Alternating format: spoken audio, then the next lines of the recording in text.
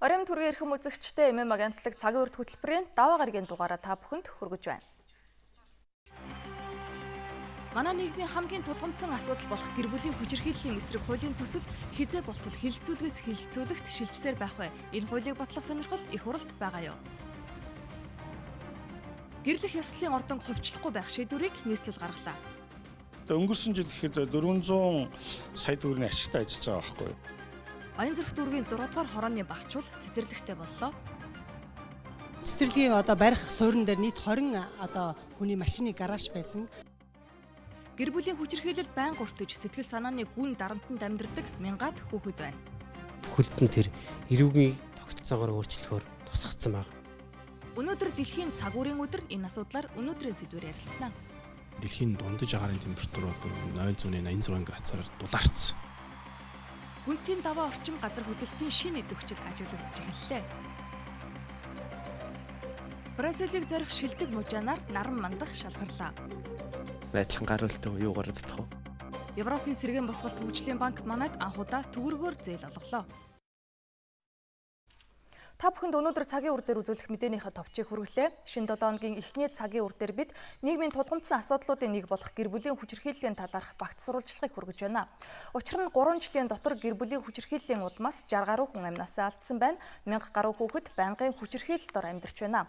Жилд 23-аас 26 мянган гэмт хэрэг бүртгэгддгийн 60 гаруй хувь нь гэр бүлийн хүчирхийлэлтэй холбоотой. Хамгийн сүүлийн жишээ гэхэд 4 настай охиныг төрсөн эцэг нь хөнөөсөн байж болзошгүй хэрэг олон нийтийг цочирдуулаад байгаа юм а.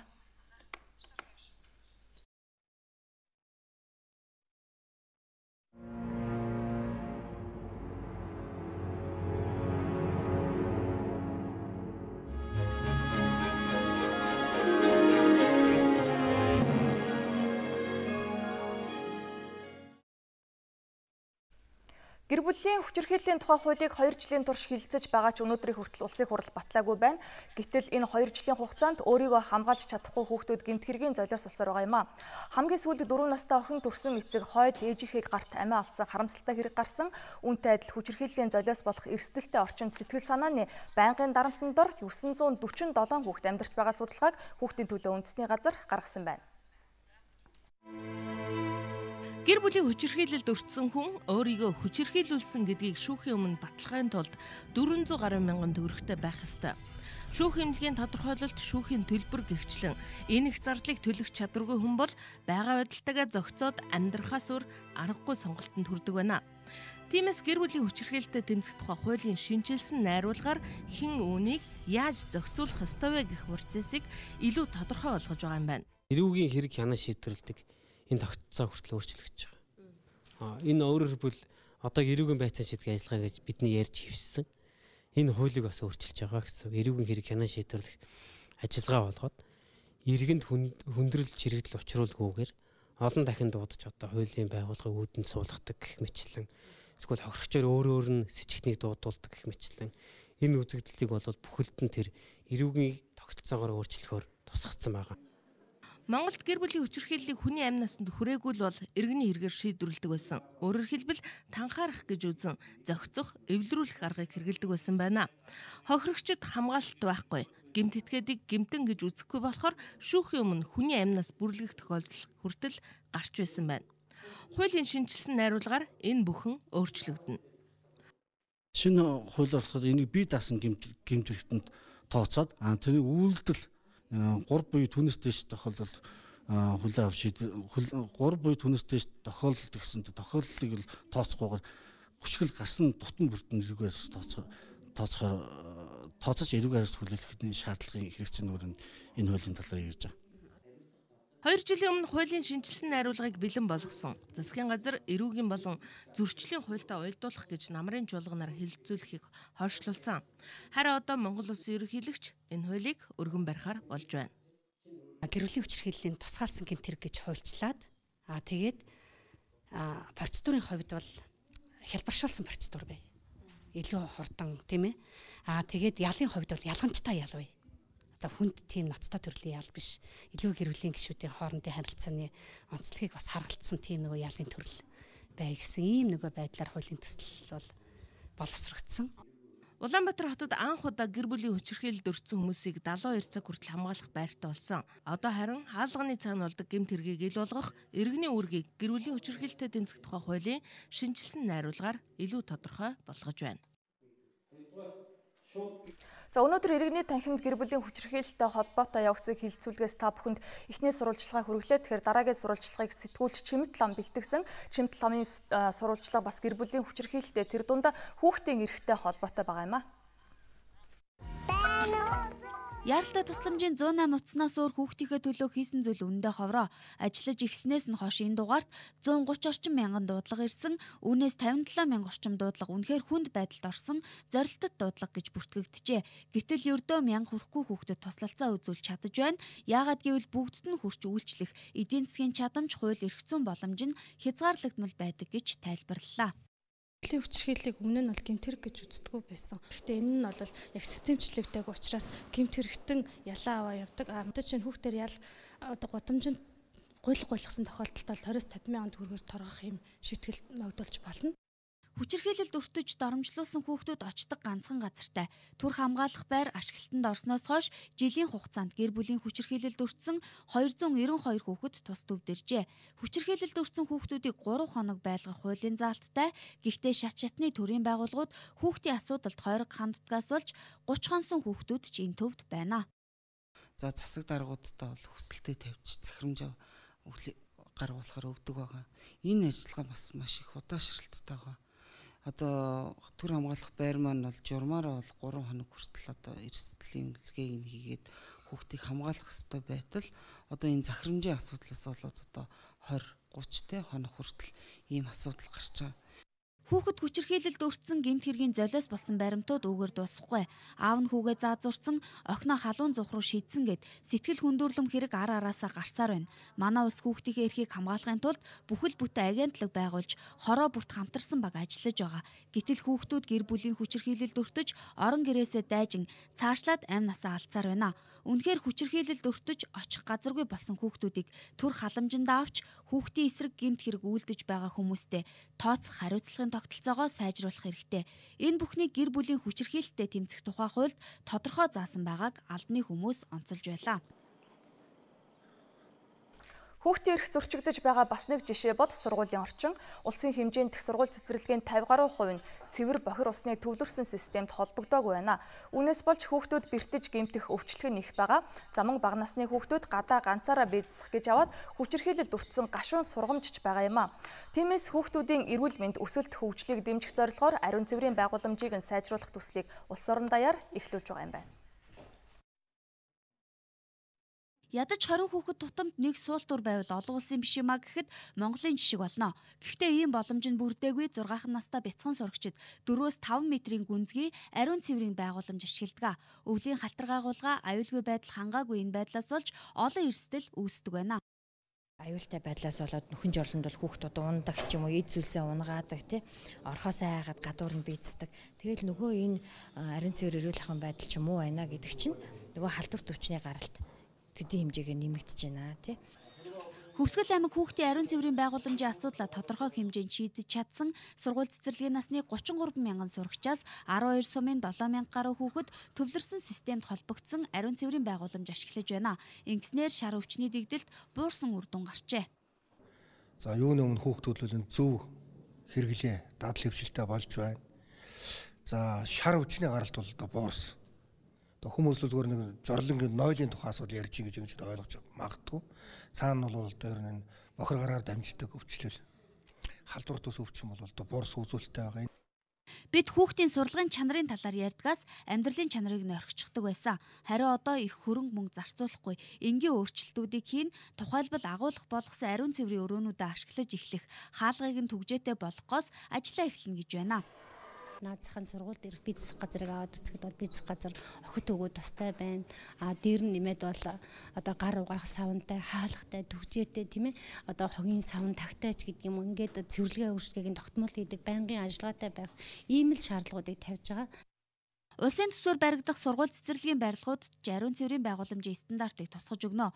Өөрөөр хэлбэл 2015 оноос хойш ариун цэврийн байгууламжийг шийдээгүй нэг ч сургууль цэцэрлэгийг ашиглалтанд оруулахгүй гэсэн үг. Харин хуучин баригдсан сургууль цэцэрлэгт шинжилэл хийж хүүхдүүдийн эрх зөрчигдөд байгаа ариун цэврийн байгууламжийн асуудлыг бүрэн шийдвэрлэхээр болж байна.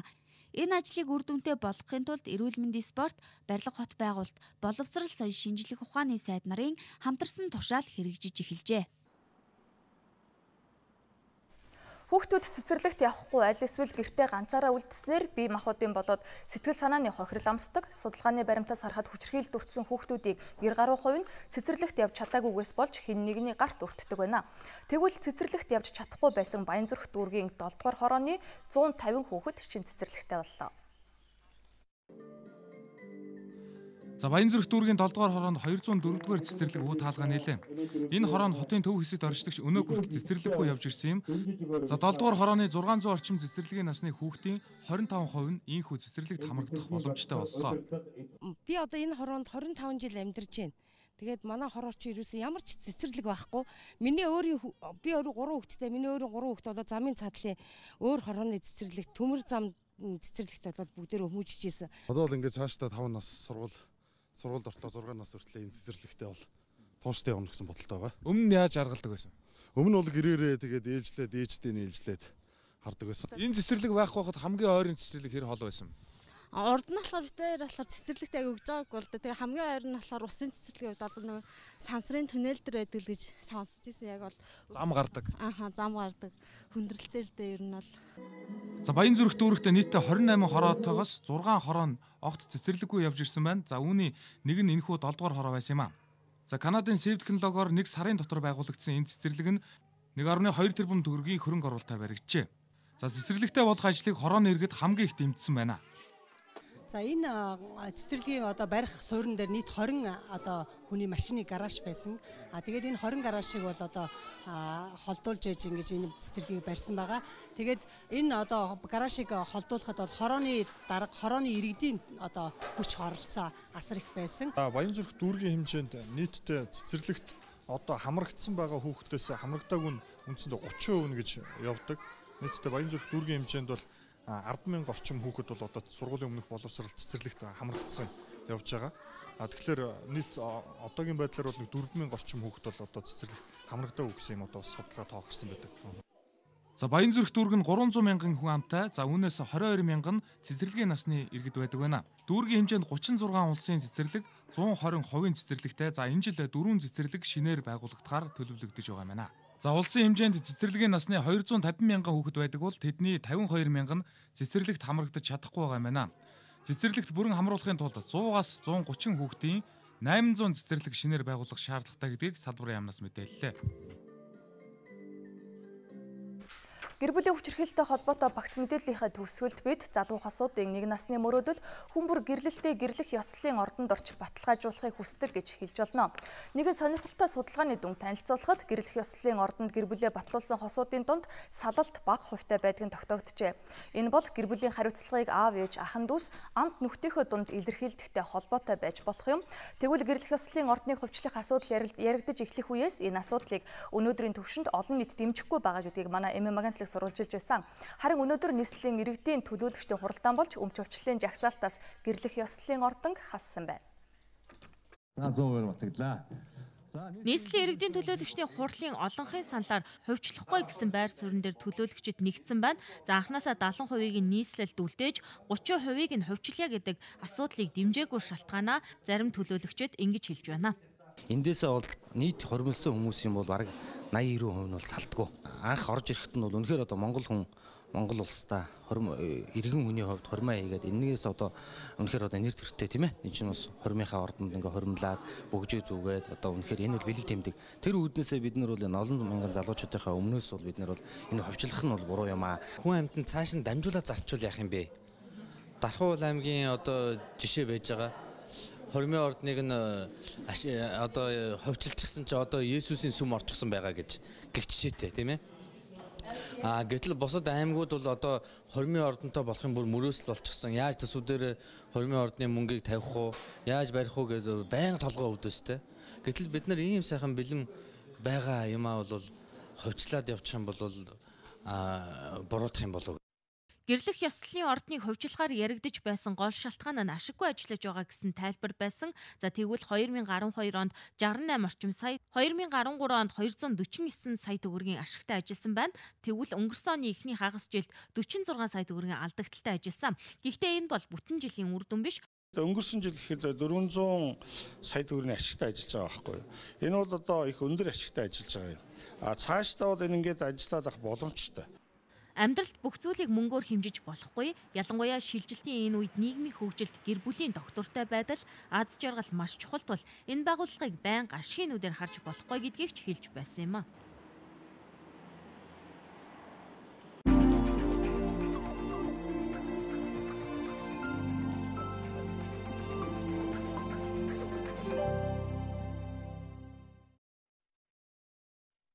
За өнөөдөр дэлхийн цагуурын өдөр тохиож байна. 1873 онд дэлхийн цагуурын байгууллага бий болсноос хойш дэлхийн дац дулаарал, гамшиг, уур амьсгалын өөрчлөлт нь улс орнуудын хил хязгаараас үл хамаарч бүх хүн төрлөختөнд нөлөөлж байгааг сануулах болжээ.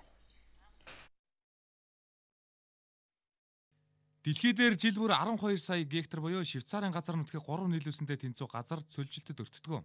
Цөлжилт уур амьсгалын өөрчлөлт 5 тэрбум хүн 110 оронд шууд нөлөөлдөг байна. За иймд дэлхийн уур амьсгалын өөрчлөлтөд хамгийн их хор хохирол учруулж байгаа хүлэмжийн хийг 2020 он гэхэд 1990 оны түвшнээс 25-аас 40 дахин бууруулах, агаарын хэмийн өсөлтийг 2 хэм дотор барих, за 250 тэрбум долларын хөрөнгийг босгож уур амьсгалын өөрчлөлтийн эсрэг зарцуулахаар дэлхийн орнууд ярилцаж тохирсон байна. Сүүлийн 100 жил орчим дэлхийн дундаж агаарын температур бол 0.86 градусаар дулаарцсан. За далайн түвшин бас нэмэгдсэн. За Арктикийн мөс нь цасан бүрхүүлийн эзлэх талбай бас багассан тий. За ийм гэх мэтчлэн ийм жишээгээр дөрвдөж болж байна дэлхийн хэмжээ. За Монгол орны хувьд болохоор сүүлийн ялангуяа 20 жилд өмнөх 10 жил тохиолддог байсан агаар мандлын аюултай гамшигт үзэгдлийн давтагдал дараагийн 10 жилд үндсэндээ бүх төрлөөр 2 дахин нэмэгдсэн байгаа байхгүй. Монгол орны сүүлийн 70 жилийн агаарын дундаж температур 2.1 градусаар дулаарсан дэлхийн сүүлийн 100 жилийн дундажаас 2-3 дахин илүү байгаа юм а. Иймд уур амьсгалын өөрчлөлтийн эсрэг цогц бодлого гаргах шаардлагатай байгааг хэлж байна. Монгол орны уур амьсгал буюу тэр цаг агаарын мэдээг улс орны хэмжээнд явуулдаг 1880 хүнтэй улсын сүлжээ ажилдаг. Сүүлийн идэвхтэй 50 жилийн мэдээ нь энд байж идэг. Тэгэхээр тэр мэдээллүүдээр үндэслээд яаж өөрчлөгдөд байгаа, яаж шийдвэр гаргахтаа хотчлолтоо зохион байгуулахдаа яаж төлөвлөх юм, орчныхоо бохирлыг яаж шийдэх юм, хүн амаа нэгтсийг яаж суурьшуулах юм, газар дэлхийгээ ухахтаа яах юм, гол мөрнийхөө савгацыг яаж хамгаалах юм гэдэг энэ зохицуулбар асуудлуудыг ил анхаарлын төвд оруулахын тулд тэмдэглэдэг юм. Энэ жил Эрдэмтэн нацагт орж 25 мянган нэр томьёо бүхий цагуурын тойл бичгийг англи, орос, монгол хэл дээр гаргаснаа танилцууллаа. Энэ мэтээр Эрдэмтэн судлаачид уур амьсгалын өөрчлөлтөд хэрхэн анхаарал хандуулах ёстойг дэлхийн цагуурын өдрөөр мэдээлж байна. Хоромын төргийн үзэгчтэй бид өнөөдөр цагийн үрд мэдээллийн хөтөлбөртөө нэгэн сонирхолтой эрдэмтэн гөрсөн байгаа. Энэ хүнийг бол ус цагуур, орчны шинжилгээ, судалгаа мэдээллийн хүрээлэнгийн эрдэмтэн нарийн бичгийн дарга Аз Заяа байгаа. Танд Хоромын төргий. Тэгэхээр хоёулаа ярилцлагаа маш ойрхны сэдвээс эхлэе. Энэ өвлийг сүүлийн 100 жилд байгаагүй маш дулаахан өвөл болсон гэж яриад байгаа үнэ үү? Тийм. Үнэ. Улаанбаатар хотод энэ жил бараг л хур тунц орсонгүй. Гэтэл яг бидний одоо зэрэгэлдээ тархан сэлэнгч байдаг юм уу? Төв аймагт цас ороод исэн. Тэгэхээр бидний буруутай үйл ажиллагаанаас шалтгаалаад уур амьсгалд өөрчлөлт ороод Улаанбаатар цас орохоо бэлдсэн болов уу? Ер нь бол хүний үйл ажиллагааны нөлөөллийн дүнд уур амьсгалд өөрчлөлт орсон гэдгийг эрдэмтэд бол нэг баталсан байгаа. За сая бид хоёрын саяхан үтсэн мэдээлэлээр ерөнхийдөө манай цаг агаар сүүлийн 70 жилийн хугацаанд 2.1 Цельсиар халсан гэж мэдээлж байна л да. Тэр биднэрт яг энэтэй адилхан ямар таагүй өөрчлөлтүүд гараад байгаа вэ? Үндсэндээ Монгол орны агаарын дундаж температур 2.1 градусаар дулаарсан гэдэг маань цаашдаа бол хурд тунцны нийлбэр мөн хурд тунцны хуваарлагдалт бүр цаашлах юм бол газар бүрхөвч, ургамлын бүрхөвч, хүнс тижэл энэ бүх зүйлд бол өөрчлөлт орно гэсэн дохио сануулга. 50 жилийн дараах уур амьсгалын ерөнхий төлөв. Манай судлаачдын одоо урьдчилсан тооцоолсноор бол үндсэндээ агаарын дундаж температур одоогийн байгаагаас дахиад 5-6 градусаар нэмэгдэх юм хандлагатай байгаа. За маш олон таагүй өөрчлөлтүүдийг нэрлэж болно л доо. Энэ нь эргээд Монгол хүний хөдөлмөрийн бүтээмжинд нөлөөлөх үү? Нөлөөлнө. нөлөөлөх үү? За сонирхолтой. За ер нь эрх зүүн хурд тунц ямар ах вэ?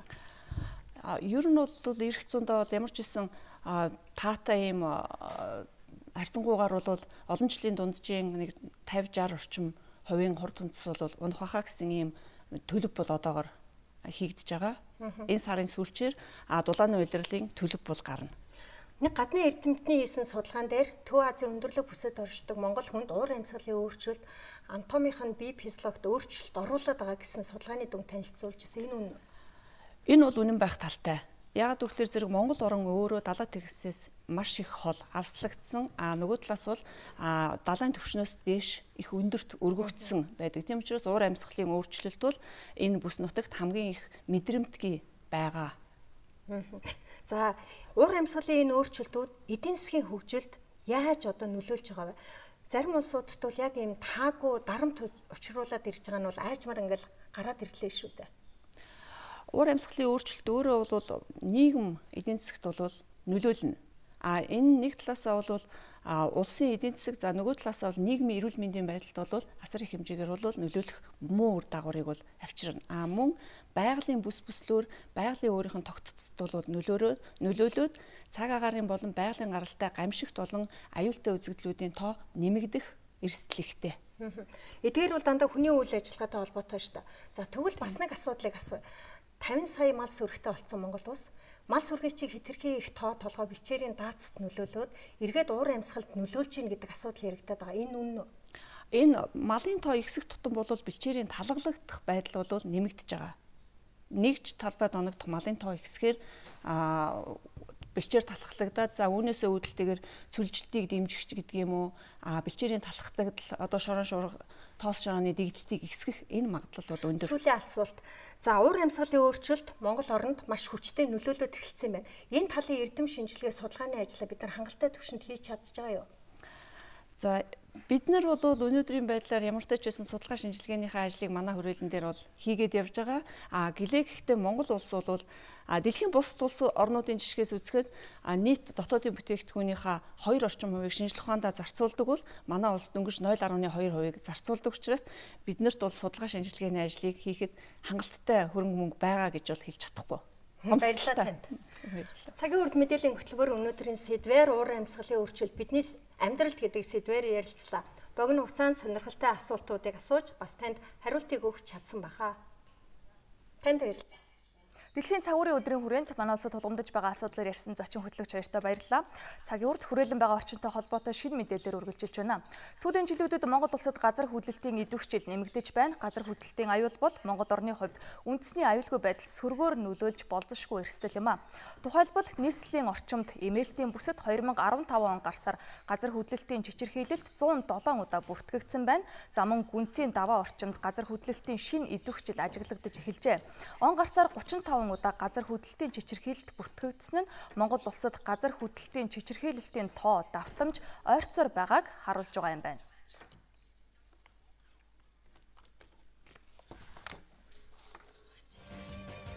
Шудраг өрсөлдөөн хэрэглэгчийн төлөө газар орон нутгийн улсын байцаагчтай уулзаж хэрэглэгчийн эрх ашгийг хамгаалах хууль тогтоомжийн хэрэгжилт тулгамдж байгаа асуудлуудыг сонслоо. Шудраг өрсөлдөөн хэрэглэгчийн төлөө газар хөдөө орон нутагт албан ёсны байцаагчгүй аймгийн засаг даргын тамгын газрын хууль зүйн хэлтсийн дарга улсын байцаагчийн үүргийг давхар хариуцдаг. Тиймээс энэ асуудлыг шийдэх хэрэгтэй байгаа юм байна. Хууль зүйн сайд төрөлхтөв тушаал гаргаж албан тушаал дагаж ахиж буурдаг цолны журмыг хүчингүй болгожээ. Ингэснээр албан тушаалаа дагаж цол ахисан хүмүүс цолоо хураалгана, за буурсан хүмүүс ч хуучин цолоо сэргээх юм а. Өмнө нь хууль цагдаагийн байгууллагад ажиллаж байгаагүй хэрнээ одоо хашиж байгаа албан тушаалынхаа хэмжээгээр цол олгож байсныг иргэд маш их шүүмжлэлтэй ханддаг байсан юм а. Барилга хот байгуулалтын яам барилгын зураг төсөл зохиогчдын холбоо, Монголын барилгын инженерүүдийн холбоо хамтарч бид Монгол улсын бүтээн байгуулагчид урайнд уралдаан зохион байгууллаа. Уралдаанд барилгын инженерүүд салбарынхаа гол хэрэглээ болсон Lira Safar программыг хэрхэн эзэмшснээр нь дүгнжээ. 20 гаруй инженерийн тэмцээнд оролцсноос PCDP компанийн залуу инженер Од Баясах төрүүлсэн байна. Эрдэнэ зүйн хийдэд 16 дугаар зууны үеэс жил бүрийн хаврын тэргүүн сарын шинийн 8-нд майдэр эргэх ёслол үйлддэг уламжлалтай. Энэ ёслол 1940-од оноос тасалдаад байсан ч 1990-ад оноос дахин сэргсэн байдаг. Цөөн цаг ирж хүний сэтгэл доройтон, дайн дажин их болж хүмүүсийн нас ахар болж өмнө үзэгдэж байгаагүй өвчин зовлон гарч орчлон даяар гай зовлон нүүрлэх үед майдэр бурхан заларна гэсэн домог байдаг. Тиймээс майдэр эргэх нь сайн цагийг дуудах, майдэр бурханы ивэлд багтах бэлэгдэлтэй юм байна.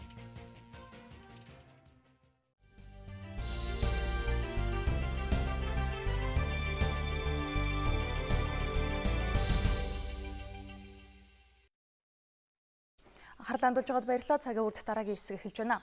2014 онд гарсан судалгаагаар Монголд хамгийн их эрэлттэй 14 мэрэгжлийн эхний байруудад хим, нано технологи, үйлдвэрлэл, барилга, цахилгаан, автозамын инженерийн мэрэгжил жагсаж байгаа юм а.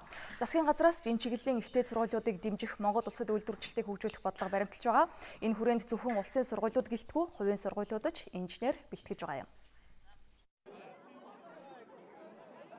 Манай улсад жилд 1000-аас дээш тонны инженер шаардлагатай байгаа юм байна. Жишээлбэл үндэсний техникийн дээд сургууль ойрын жилүүдэд 50 гаруй томоохон үйлдвэрт 4000 мэрэгжилтэн бэлтгэх захиалга авчээ. Аж үйлдвэрийг хөгжүүлэх засгийн газрын бодлого шийдвэрт нийцүүлэн 4 дээд сургуулийг нэгтгэсэн үндэсний техникийн дээд сургууль болон хөгжижээ. Инженер голлсон 15 мэрэгжлэр оюутан суралцуулж байгаа юм байна. За өнөөдөр цахилгаан хангамж, дулаан, автозам, барилга, сан техник, уул уурхайн инженер, архитектур болон бусад мэрэгжлэр суралцсан оюутнууд төгслөө. Сургууль маань олон төрлийн инженерээс гаргадаг. Тэр дундаас барилгыг бол их хотын бүтээн байгуулалтанд томоохон хувь нэмэр оруулдгаар одоо давуу талтай. Тийм учраас одоо цаашдын их бүтээн байгуулалтанд гар бие оролцохын тулд өнөхний мэргэжлийг сонгосон. Цаашдаа одоо Монгол улстай энэ инженерийн чиглэлээр ажиллана. Одоогоор бас инженерээр ажилладаг. Зөвхөн ойрын 5 жилийн төлөвийг харалгүйгээр аль болох алсыг харсан хэтийн төлөвлөгөөтэй боловсон хүчний бэлтгэхийн тулд Америк нэгдсэн улс, Бүгд найрамдах Солонгос улс, Бүгд найрамдах Хятад улс, Оросын холбооны улсын техник технологийн 20 гаруй сургуультай хамтран ажиллаж хамгийн эрэлттэй мэрэгжил аль болохыг судалж байгаа юм байна. За яг одоо бид нар хүмүүсүүд ингэж юм л да уул уурхаа тийм үү. Тэгээ одоо барилга энэ төр гэж ингэж ярьж байгаа. Үнэн хэрэгтэй бол одоо бүхэл инженерийн чиглэл Монгол хэрэгтэй. Манай улсын одоо шинжлэх ухааны техник сургуулийн та харьцуулахад хувийн жижигтэр сургууль мөртлөө ирээдүйн маш их юм зөөнсөн олон пүүс компаниудын захиалга авсан ийм одоо явандаа их сургууль болохын зорилго тавиад ингэж ажиллаж байна л да. Дэлхийн орнуудад бэлтгэж байгаа 180-аас 190 орчим мэрэгжлээр манай улс мэрэгжилтэн бэлтгэж байгаа. Энэ олон мэрэгжил дундаас хамгийн эрэлттэйг нь төрөөс дэмжих бодлого баримталж байна. 2 жилийн өмнө засгийн газрын хуралдаанаар хэлцээд ойрын үед бол ер нь Монгол улсад одоо технологийн салбар бол илүү төлөвлөгөө хөгжих юм байна. Тийм учраас бол төрөл бүрийн технологичд бол Монголын одоо тэргүүлэх мэрэгжил байна гэж ингэж жагсаалтаа бол гаргадаг. Монгол улсыг үйлдвэржүүлэх хөтөлбөрийн дагуу ойрын 5 жилд нийтдээ 6700 инженер, 35000 орчим мэрэгжилтэй ажилтны хэрэгцээ байна гэсэн судалгаа гарчээ. Дэлхийн ур чадварын олимпиадад Монгол улсын оролцогч энэ жил анх удаа оролцох гэж байгаа. Тэгэхээр дэлхийн ур чадварын олимпийн мужааны төрөлд оролцогчид өнөөдөр тодорлоо. Эцсийн шалгаруулалтад Дархан өргөө Политехникийн коллежийн оюутан Эрдэмөх заман техник технологийн дээд сургуулийн төгсөгч Нармандах нар оролцохоор болсон байна. Дэлхийн ур чадварын уралдааны мужааны төрөлд оролцох эрх авахын тулд 2 оролцогч 11 цагийн даалгавар гүйцэтгсэн. Тэд энэ харагдаж байгаа цонхны жазны хийцийг уралсан юм 3 шүүгч дүнгээ танилцуулж байна. Одоо хөндлөнгийн гэж ярьдаг юм да. 3 шүүгчийн үнэлгээний дунд чаар 1-р байранд Нармандах 59.2 оноогоор 1-р байрыг эзэлж байна. Чадварлаг мэрэгжилтнүүд юу сурсан, юу чаддгаа харуулдаг дэлхийн ур чадварын уралдаанд оролцохоор болсон техник технологийн дээд сургуулийн төгсөгч Нармандах Бүгд найрамдах Солонгос улсад 1 сар дадлагжиж тус улсын мужааны үндэсний аваргын тэмцээн хэрхэн болдгийг харсан. Учир нь Бүгд найрамдах Солонгос улс дэлхийн ур чадварын сүүлийн 4 уралдаанд багаараа тэргүүн байр эзэлсэн юм. За 1998 оноос хойш Бүгд найрамдах Солонгос улсын баг тамирчдын хийсэн цонхны жазны хийцийг Нармандах харж даалгаврыг нь аваад өөрөө уралсан нь Ер нь гайгүй боломжтой. Яг өөрөө сайн нэг хийгээл гартаа оруулаад ойлгоод авчих юм бол амархан. Хамгийн анх хийж яхад бол нэлээд асуудалтай л та. Ойлгохгүй юм их гарч ирнэ. Нэлээд тэгээ гартаа оруулаад авчихад бол боломжтой болчихдээ. Найдлан гар үлдэн юу гараад тах вэ? Өөрөө л хичээгээл бэлтгэлээ сайн хийж чадвал гайгүй баха. Гарын урд үе сайтай тэрээр 2013 онд техник технологийн дээд сургуулийнхаа мужааны мэргэжлийн ур чадварын тэмцээнд тэргүүн барь эзэлж байсан. За Бразилд ирэх 8 дугаар сард болох тэмцээнд ууггүй бэлтгэж байгаа түүнийг багш нь ингэж тодорхойлж байна. Авиастай хүүхэд анханасаа сонирхол бас дээр нэмэгдээд ирэхээр чинь авиас сонирхол хоёр нийлээд ирэхээр тухайн хүний ур чадварыг бол одоо хөгжүүлэх үнхэн одоо боломж нөхцөл бүрддэг энэ бүх талын одоо зүйлүүд энэ дээр маань шингэсэн байгаа. Техник технологийн дээд сургуульд холбооны бүгд найрамдах Герман улсын багш мужааны ур чадварын хичээл 3 жил дараалан орж байна. Тэрээр Монгол оюутнуудыг ингэж дүгнэж байна. Мужаан бол манай улсад 300 гаруй жилийн түүхтэй мэргэжлээ. Монголд энэ мэргэжил сүүлийн үед сайн хөгжиж байна. Монголын оролцогч аль ч улсын багтаа өрсөлдөхөөс байж чадна. Үлдэж байгаа хугацаанд гол анхаарах зүйл нь бие дааж сурах, өөрийнхөө уран сэтгэмжийг ашиглаж сурах хэрэгтэй гэж хэлмээр байна. Бразилд болох дэлхийн ур чадварын 43 дахь уралдаанд мужааны төрөлд оролцох нар мандах бүгд найрамдах Солонгос улсад дахиад дадлага хийнэ. Мөн техник технологийн дээд сургуульд багшилж байгаа Германы олон улсын хамтын ажиллагааны нийгэмлэгийн зөвлөх мэргэжилтэнд ч туслаж дэмжиж ажиллах юм байна. За манай улсад чадварлаг инженерүүд болоод мэргэжилтэд боловсон хүчин эрэлт ихтэй бас ирээдүйтэй байгаа тухай мэдээг та бүхэнд хүргэлээ. Тэгвэл ийм боловсон хүчинг бэлтгэх эхлэл дунд сургуульд нь байх үед тавигдаж боловсролын шинжилэлч үүнд чиглэгдэж байна. Боловсролын яамны удирдлагууд баруун болон төвийн бүсийн 6 аймагт ажиллаж шинжилсэн хөтөлбөрийн хэрэгжилт ямар байгаатай танилцсан юм а. Боловсролын шинжилгээ хөтөлбөрийн хүрээнд авиас хөтөлбөрийг орон нутагт маш идэвхтэй хэрэгжүүлж байна. Энэ хөтөлбөрөөр хүүхдийн сонирхлынхын дагуу авиасыг нэх, өөрөө юм үйд сурах хүслийг нь төрүүлэх, хөдөлмөрийнхөө хүчээр өөрийнхөө бүтээлийг гаргахыг нь дэмжих чиглэлээр багш нар онцгой анхаарч ажилласан нь харагдаж байлаа. Ингэснээр хүүхэд өөрөө хийж бүтээж чадна гэх итгэлтэй болохоос гадна урлаг, гоо зүй, техник сэтгэлгээгээ хөгжүүлж чадж байна. Үүний нэг жишээ нь Баян-Онгор аймагт байсан. Тус аймгийн хүүхдүүд авиас хөтөлбөрийн хүрээнд техник сэтгэлгээгээ хөгжүүлж нисэх загварын болон усан загвар сонирхогчдын 2 клуб байгуулсан байна. Тэнд суралцсан хүүхдүүд улс бүсийн уралдаанд хэд төрүүлж мөн төрлөөрөө нэг хүүхэд Азийн аварга болжээ. Одоо зарим нь дэлхийн аваргын тэмцээнд оролцохоор бэлтгэж байна. Би 5 жилийн өмнөөс хавхуулж хийсэн. Би хичээл тасч явчаад хөтөлбөрийн ангир орсон чинь манай багш юм хий гэжсэн. Тэгээ ерөөсөө би юм хиймээр юм байна. Хичээлээ тасмааргүй юм байна гэл. Тэгэл хийж гэлсэн те. Тусна ийм ажлын зураг зураад ажлын зургийг бараг 2 сар зурна. Тэгээд юугаа хийчихлэн завраа хийчихлэн бас 2 сар. 4 сард л ерөн бүх юмаа дуусгах нь тоо. 4 сар хугацаанд. Тэгээд олимпиадад орно. Зөв Монгол хүүхэд хөтөлбөрийг орон нутгийн тэр дундаа бага ангийн багш нар идэвхтэй хэрэгжүүлж байна. Хүүхдийг зоригтой гэхдээ өөрийнх нь сонирхлоор хүссэн зүйлийг нь хийх замаар сургах арга барилыг багш нар чадмаг эзэмшжээ. Анги танхимаа олон янзаар сонирхол татхууц хэлбэрээр товчуулдаг болсон байна. Жишээ нь Говьалтай аймгийн Дэлгэр сумын сургуулийн сурагчид байгалийн ухааны хичээлийг зураг туудас харж, номон дээр бичсэн онолыг цээжлэх замаар биш, ангиасаа гарч зориулж бэлтгэсэн туршилтын талбайд хүнсний ногоо мод тарих зэргээр дадлагд суурилсан аргаар хичээллэж байна. 800 гаруй модтой 40 гаруй зүйлийн модны төрлөөтэй. Тэрнээс хүүхдүүд өөрсдөө модыг хараад намар харсан даруйдаа за навчийг хараад за байгаль орны чиглэлээр зургийн зураг уран зохиолын хичээлээр шүлгээн зохиогоод яг энэ талбай дээр үйл ажиллагаа хичээлийнхээ үйл ажиллагаа явуулдаг байгаа.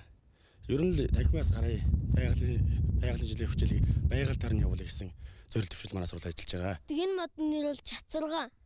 Тэгэд за өвөл намар болгоод жимсээ урааж аваад тэгэд за өвөл буцалгаж цайнд өдийн цайндаа уудаг. Бид нэр өнөө ингээд чөлөө цагаар ирж модоо усалдаг. Тэгэд бид нэр өдөр болго ингээд модоо услаад арчилж модоо торддог. Талбайгаа услахтаа зураг зурдаг. Тэгээд энэ юугаа яахта зурага тал газар нь очиж нэрлэгтэй зураг зурдаг. Багшийн зорилго хүүхдийн сонирхол хоёрыг нэгтгэж энгийн мөртлөө гол цөмийг нь ойлгуулах аргачлалыг боловсруулалт сургалтандаа ашиглаж байгаа нь үр дүнгээ өгчээ. Яг үүнтэй адил сайн арга барилаа багш нар хоорондоо туршлага судлах нь боловсролын шинжилгээ хөтөлбөрийн бас нэг зарчим. Үүний хүрээнд сайн хичээл хөтөлбөрийг орон даяар хэрэгжүүлж байна. Хүүхдүүдэд ус яг хайцсан бэ? Ус ямар байгаль дээр ямар шинжээрээ оршичээдгийг гэдгийг зүгээр шууд өөрөө автоматар ингээ хэлж өгдөг байсан бол одооний энэ заах гэж байгаа хичээл маань яг хүүхдээр өөр нь яг тэр ус яг хайшаа ууршаад алга болчих. Яг ус хайч юу гэдгийг дуршилтаар ингэж гаргаж үзүүлэх гэж байгаа хичээл. Бид нар бол урд нь хүүхдүүдэд багнам бичглэр ч юм уу тий 2 оронтой тооноос 1 оронтой тоо гасах үйлдэлийг бол шууд таниулдаг байсан бол одоо хүүхдүүдээр мэдрүүлж бүтээл гэж өөрсдөр нь дүгнэлт хийлгэх ийм арга зүйд шилжснээр хүүхдүүдийн мэдлэг улам батчиж гүн болж өөрт нь одоо хэрэглээ болдог ийм онцлогтой болгож бид нэр одоо энэ арга зүйгөө өөрчилж байгаа. Шинжлэлийн хөтөлбөрийн үр дүнд багш нар өөрсдөө хичээлээ сонирхолтой байдлаар заахад их анхаардаг болсон. Зөвхөн самбарт бичсэн дүрм томьёог цээжлүүлэх биш, аль болох хүүхэд өөрөө сонирхож судалдаг болгох талаар багш нар заах аргачлалаа боловсруулж байна. Ингэснээр хүүхдүүдийн идэх оролцоо нэмэгдэж, өөрийгөө илэрхийлэх чадвар нь сайжирсан. Багшид таалагдах гэж биш, өөрөө мэдэх хүсэлтэд хөтлөгдөн суралцдаг болсон байна. Энэ нь шинжлэлийн хөтөлбөрөөс хүлээж байсан гол үр дүн мөн гэж салбарын сайд нь дүгнэж байсан юм а. 1961 оны 10 дугаар сарын 27-ны өдөр Монгол Улс нэгдсэн үндэсний байгууллагын гишүүн орон болж төв дэлхийд тусгаар тогтнолоо хүлээн зөвшөөрүүлсэн төвхтэй. Улс төрийн хүнд хэцүү нөхцөлд төлөөлөгчдөд тэргүүлэн нэгдсэн үндэсний байгууллагын энэ дээрээс үхэлж эх орон ард түмнийхээ өмнө түүхэн гавья байгуулсан Дондгийн цэвэг мэдийн 100 жилийн ой энэ жил тохиож байна. Олон жил харь гүрний дарлалд байж газрын зурагнаас арчигтаад байсан Монгол улс 1911 оны үндэсний эрх чөлөөний хувьсгалаар тусгаар тогтнолоо зарласан байдаг. Харин 1961 оны 10 сарын 27-нд Монгол гэж тод үсгээр бичиж чадсан улсынхаа тусгаар тогтнолыг хүлээн зөвшөөрүүлэхийн тулд олон саадтай тулгарч байснаа цэвэг мэд хожим үр хүүхдтэй ингэж дурсжээ.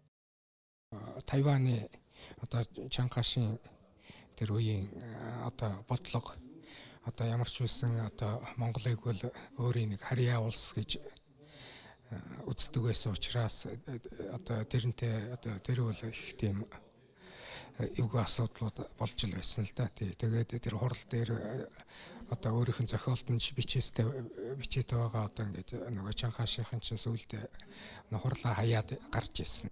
Монгол улсын төрийн далбаа нэгдсэн үндэсний байгууллагын дэргэд мандаж монголчууд дэлхийн улс үндэстэн бүртээ эрхтгийгч чөлөөтэй харилцах боломж 1961 онд нэгцээ. Өнөөдөр бид ардчлалыг хэрэгжүүлэгч загвар орон олон талт төвийг сагсан статустай инх тайванч орон болох эхлэлийг цэвэгмэд болон түүний багийнхан тавьж үүргээ биелүүлсэн байдаг. За 1946 оноос хойш Монгол улс нэгдсэн үндэсний байгууллага гишүүнээр хэлсэх гэж удаа одоо өсөлт өргөдлөө гаргаж янз бүрийн төвшөнд хөөцөлдөж байсан. За энэ ч бас янз бүрийн бэрхшээлтэй тулгараад шийдэгдэхгүй хойшлогдож байсан. За энэ 1961 оны 10 сарын 27 оны өдөр Ерөнхий ассамблеид Монгол улсыг гишүүнээр хэлсэх асуудал шийдэгдэж Монгол улс нэгдсэн үндэсний байгууллагын бүрэн эрхт гишүүн болсон. Дондгийн цэвэг мэдийн 100 жилийн ойг энэ сарын 26-нд тэмдэглэн өнгөрүүлнэ. Айн хүрээнд түүний амьдрал уран бүтээлийг харуулсан фото зургийн үзэсгэлэн дэлгэж удирдах байсан Монгол улсын их сургуулийнх нь гадна дурсгалын самбар байрлуулах зэрэг олон ажлыг хийхээр төлөвлөж байгаа юм а. За өмнө нь манайх улсын хэмжээнд болоод аж ахуйн нэгжид гаднаас зээл авахдаа валютаар зээл авдаг байсан. За гэтэл сүүлийн үед доллар болон евроор авсан зээл давхар эрсдэл үүсгэх илүү төлбөр төлөх таагүй байдалд хүргээд байгаа. За тэгвэл Европын сэргээн босголт хөгжлийн банк өөрийнх нь шалгуур үзүүлэлтийг хангасан Tesco корпорацид анх удаа Монгол төгрөгөөр зээл олгож удирдлагууд нь өнөөдөр хөрөнгө оруулалтын үйл явцтай танилцсан байна. Европын сэргээн босголт хөгжлийн банкны зүгээс өнөөгийн нөхцөлд манай улсад хамгийн хэрэгтэй цаг үе болсон нэгэн шийдвэрийг гаргажээ. Энэ нь шилжилтийн ихэнх үеийн улсуудад зориулан хэрэгжүүлж байгаа дотоодын валютаар зээл олгох хөтөлбөр юм. Энэ хөтөлбөрийн хүрээнд үндэсний шилдэг компаниудын нэг Tesco корпорацид хөрөнгө оруулалт хийгдэж эхэлжээ. Уг ажлын явцтай танилцахаар Европын сэргээн босголт хөгжлийн банкны ерөнхийлөгч ноён Сума Чакрабарти болон албаны хүмүүсийн хамт Tesco корпорацийн үйлдвэрлэлтэд танилцсан байна. Бид Tesco корпорацийн үйл ажиллагааг нүдэн дээр хэрхэн өөрчлөгдөж өргөжж байгааг харахад үнэхээр таатай байна. Манай банкнаас авсан зээлээрээ тоног төхөөрөмжөө шинжилэн хүчин чадлыг нь сайжруулахаас гадна санхүү бүртгэл хамгийн гол нь менежментийн шинэ арга барилыг богино хугацаанд хэрэгжүүлж байгаа нь цагаа олсон зөв шийдэл болсон. Энэ эрхчээ алдахгүй бол Tesco том үйлдвэрлэгч болох сайхан ирээдүй харагдаж байна. Европын сэргээн босголт хөгжлийн банк манай компани хамтран ажиллах гэрээ байгуулж хөнгөлөлтөд зээлийг авлаа. Энэ зээлийг авснараа бид нэр компанид төдийгүй Монгол улсад хэрэгтэй дотооддоо үйлдвэрлэх бүтээгдэхүүний тоог нэгээр нэмсэн үйлдвэр барих юм а. Энэхүү зээлийг Европын сэргээн босголт хөгжлийн банк манад олгож байгаа явдал манай компаниг өндрөөр үнэлж манай компанийн хувьд маш өндөр хариуцлага ирж байгаа гэж бид нар ойлгож байгаа. Tesco корпорацийн хувьд уг хөрөнгө оруулалтаар Монголын хамгийн том зарим банкны үйлдвэр болох Ice Market дэлхийн тэргүүлэгч Румын улсын Gram Equipment брендийн тоног төхөөрөмжийг суйрлуулж байна. Энэ онд багтааж ашиглалтанд оруулахаар ажиллаж байгаа. За мөн Tesco корпорацийн хэмжээнд хүнсний 7 үйлдвэрийн бүтээгдэхүүнийг хадгалах чанар стандартыг хангасан зориулалтын агуулга барих томоохон төслийг хэрэгжүүлж эхэлжээ. Цагийн урт хөтөлбөр гадаад мэдээгээр үргэлжилж байна. Дэлхийд дахин дөрнөж байгаа үйл явдлыг таамаглан өргөхөр студид орчуулагч редактор Ариун Чимэг ажиллаж байна. Тэгэхээр өнөөдөр дэлхийд дахинд анхаарал татсан ямар мэдээллүүдийг цагийн үр дээр үзүүлэх вэ? За тэгэхээр өнөөдрийн байдлаар Йемен улсад үүсэж байгаа нөхцөл байдал, за мөн одоо манай өмнөд хөрш стратегийн бодлогоо хэлцэж байгаа тухай, за мөн өнөөдөр одоо таал төгссөн Сингапурын эцэг гэгддэг Ли Куан Юуны одоо олд амжилттай холбоотой мэдээллийг бол таймж өргөхөр бэлтгээд байна.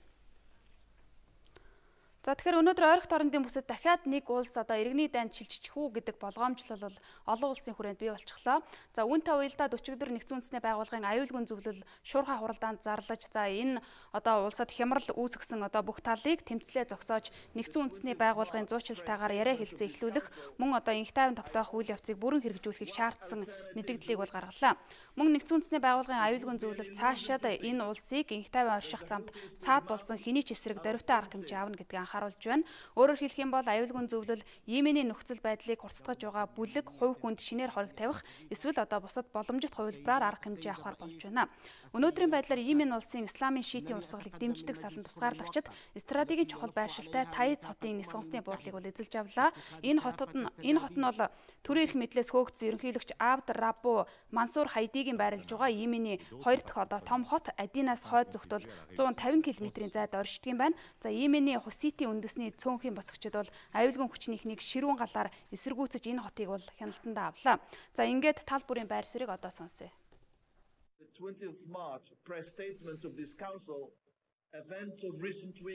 Сүүлийн хэдэн 7 хоногт болсон үйл явдал Йемен улсыг инх тайван орших замаас иргэний дайнд шилжих зам руу оруулах төлөвтэй боллоо. Ерөнхийлөгч Хади Адын хотод ирснийхээ дараа Адын нэг Йемений орчин үеийн нийслэл гэж зарлаж өөрийгөө дэмжигчдийн хүрээг тэлж байна. Тэмцэлд оролцож байгаа бүлэглэлүүд яриа хэлцээг зогсоох хүсэлтэй байна. Гэхдээ энхийн яриа хэлцээ бол бидэнд байгаа цорын ганц сонголт гэдгийг энд дахин хэлмээр байна. Нэгдсэн улсын байгууллагын дүрмээр хүлээсэн үүргээ биелүүлж, манай улсын хууль ёсны засаг захиргаанд ирж байгаа дарамт түрэмгийлэл, хүчирхийлэл зогсоох шийдвэртэй арга хэмжээ авахыг манай ард түмэнтэй найрсаг харилцаатай байдаг улс орон бүрт уриалж байна. Хусити болон түүний холбоотны балмад үйл ажиллагаа манай улсын инх тайван аюулгүй байдал цаашлаад олон улсын инх тайван бүс нутгийн аюулгүй байдал занал хийлж байна. Энэ улс шилжилтийн үеийг амжилттай давахт нь хувь нэмэр болох үүднээс аюулгүй зөвлөл Йемений тогтвортой байдлыг алдагдуулах, зөрчил өмнө өдөөж болзошгүй гадны түрэмгийллээс түтгэлзэж энэ улсын улс төрийн шилжилтийг дэмжихийг бүх улс орнуудад уриалж байна.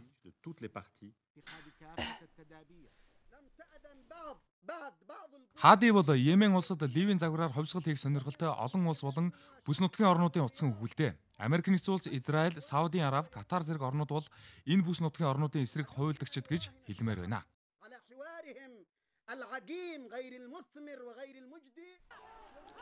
За энэ улсын улс төрийн хямрал бослого үеийн өнгөрсөн 9-р сард Хуситийн үндэсний цөөнхийн салан тусгаарлагчид нийслэл Сана хотыг эзэлж ерөнхийлөгчөө эрх мэдлээс нь буулган парламентаа огцруулснаас хойш улам хурцдсан юм а.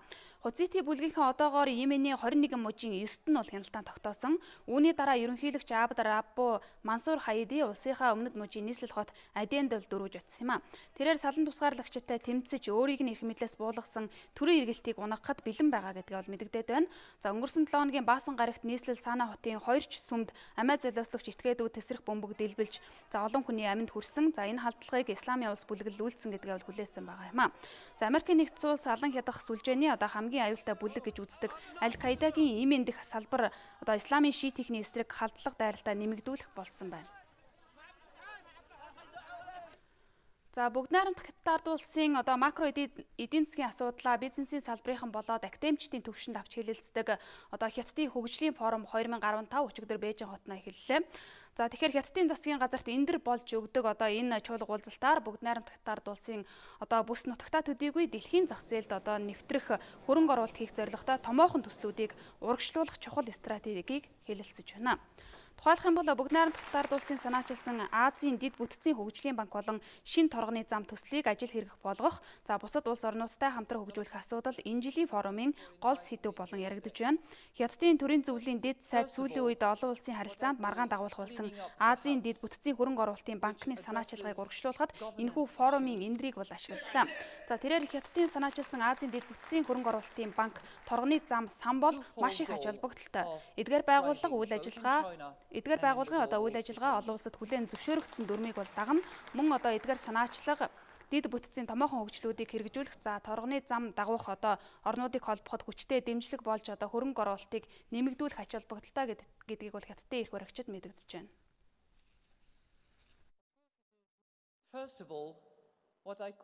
Хэдийгээр эдийн засгийн өсөлт нь таамаглаж байснаас буурсан ч дэлхийд номер 2 эдийн засагтай Хятад улс дэлхийн хөгжил цэцэглэлтэнд хувь нэмрээ оруулсан хэвээр байгаа. Засаглалаа бэхжүүлэх, авилга хэл ахуулыг дарах, мөн агаарын бохирдол гэх мэт байгаль орчны хямралыг зогсооход анхаарч байгаа Хятадын засгийн газрыг бид дэмжиж байна. Хятадын эдийн засгийн ирээдүй, дэлхийн эдийн засгийн ирээдүй хоёр нэгт уялдаатай гэж хэлмээр байна. Шинэ стандартад нэвтэрч байгаа Хятад улс хилэлцэх асуудлынхаа ихэнд байгаль орчин, экологийн тогтолцоогоо ямагт тавих ёстой. Тухайлбал хүлэмжийн хий ялгаруулахгүй байх асуудлыг нэгдүгээр тавих нь зүйтэй. Ногоон хөгжил хүрээлэн буй орчны хөгжлийн замыг бид засах ёстой. За өнгөрсөн 7 хоногт их 7-гийн 4 орн буюу Их Британи, Герман, Франц, Итали зэрэг Европын холбооны орнууд Америкийн нэгдсэн улсын болгоомжлыг үл ойшон байж энэ банкнд үндэслэн байгуулагч гишүүдийн статусаар нэгдэнэ гэдгээ бол мэдэгдсэн юм а. Америкийн нэгдсэн улсын хувьд Хятадын санаачилсан энэ банк байгаль орчин хөдөлмөрх эрх болон санхүүгийн ил тод байдал тавьдаг олон улсын зээлийн стандартыг одоо дагаж мөрдөх хэсгээр бол эргэлзэж байгаа. Гэхдээ олон улсын валютын сан Хятадын тэргүүлж байгаа энэ банкыг дэмжиж цаашид одоо бусад санхүүгийн байгууллагууд энэ банктай өрсөлдөхгүйгээр хамтран зүйтэй гэсэн санааг бол хэлж байна. За Хятад улс олон улсын валютын сан, Дэлхийн банк, Азийн хөгжлийн банк зэрэг олон улсын санхүүгийн байгууллагуудын бодит нөлөөг дагаж мөрдөх зорилготой хэдий ч эдгээр байгууллага хит одоо хүнд сурталтай учраас эднийг одоо хамгийн шилдэгнэ гэж бол үзэхгүй байна. За Хятад улс энэ банкыг өнгөрсөн онд байгуулж бүс нутгийн дэд бүтэц зам барилгыг санхүүжүүлэхэд зориулж 50 тэрбум Америк долларын хөрөнгийг бол байршуулад байгаа юм а. Мөн Хятадын дарга Си Цзиньпин Хятадыг баруун Аз цаашлаад Төв Европын зах зээлтэй газраар болон далайгаар холбох зорилготой шинэ торгоны зам төслийг санаачлаад байна. За Хятадын сангийн сайдын хэлснээр бол Азийн дэд бүтцийн хөгжлийн банк аль хэдийн Азийн хөгжлийн банктай хамтран ажиллах яриа хэлэлцээг бол эхлүүллээ. За Азийн хөгжлийн банк хэрвээ Хятадын банкны байгаль орчин хамгаалах зорилт зэрэг олон улсын стандартыг мөрдөж байвал энэ байгууллагатай одоо хамтрахад бэлэн гэдгээ бол мэдэгдлээ. Мөн Хятадын энэ банкны чухал зорилт нь хөгжиж байгаа орнуудын хэрэгцээ шаардлагад нийцсэн хөрөнгө оруулалт хийхэд чиглэсэн гэдгийг Бээжин илүү дүвийл гэж ярьж байна. За 2014 онд Бүгд найрамдах Хятад ард улсын дотоодын нийт бүтээгдэхүүний өсөлт 7.4% байсан нь сүүлийн 24 жилд хамгийн сул үзүүлэлтэнд бол тооцогдсон. За энэ үднээс Бээжин дэлхийд номер 2 одоо эдийн засаг нь цаашид буурах вэ гэдгээс бол болгоомжилж байгаа. Гэхдээ манай өмнөд хөршийн эдийн засаг 2030-2050 он гэхэд дэлхийд номер 1 эдийн засаг болох урьдчилсан таамгийг олон улсын судалгаагаар одоо тогтоож гаргаад байна. За тэгэхээр өнөөгийн баян чинэлэг Сингапур улсыг бий болгосон эцэг гэгддэг Ли Куан Ю 91 наснда өнөөдөр таалал төгслөө. За тэрээр Сингапурыг Британий колониос гаргасны дараагаар бол засгийн эрхийг авч 30 гаруй жил засаг барихдаа энэ улсын орчин үеийн ирээдүйн суурийг тавьсан гэдгээрээ Азад төдийгүй дэлхийд алдартай удирдагч байсан юм а. За тиймээс Сингапурын одоо ард түмэн түүнийг эцэг хэмээн хүнддэг. Хэдий тэрээр 1990 онд ерөнхий сайдын суудлаас буусан ч 2011 оны хүртэл Сингапурын улс төрд хүчтэй нөлөөтэй тайзны араас улс орноо удирддаг байсан гэж одоо зарим судлаач үздэг юм а. За түүний бүтээсэн ололт амжилтаас дурдах юм бол тэрээр засаг барих хугацаанд өөрийн нөлөөг хурдцтай өсгөж Азийн хамгийн нөлөө бүхий удирдагчдын нэг болсноор бомбд түшгэлсэн жижиг улсыг ажилтгуур худалдааны одоо том төв болгон хөгжүүлж чадсан. Тэрээр хөгжлийн амин сүнс болсон одоо дид бүтэц болох нисэх онгоцны буудал, бомб, ажилтгуурын паркуудыг бол зүүн өмнөд Азийн орнуудаас өрсөж байгуулсан байдаг. Мөн татварын таатай орчин зэрэг бусад урамшууллын системээр гадны хөрөнгө оруулалтыг одоо татаж арлын жижиг улсыг Азийн бизнесийн төвүүдийн нэг болгон хувиргасан. За 2014 он гэхэд Сингапурын одоо нэг хүнд ноогдох дотоодын нийт бүтээгдэхүүн 56,000 Америк долларт хүрч одоо Азийн баян орнуудыг тэргүүлж Японыг давсан юм үзүүлэлт гарсан түүх байдаг юм а. За тэгэхээр олон улсад анхаарал татсан мэдээллийг хүргэлээ. Анхаарлаа хандуус үзэгч та бүхэндээ баярлалаа. За үзэгч та бүхэнд бид үргэлжлүүлээд цагаагаар мэдээ өргөнэ.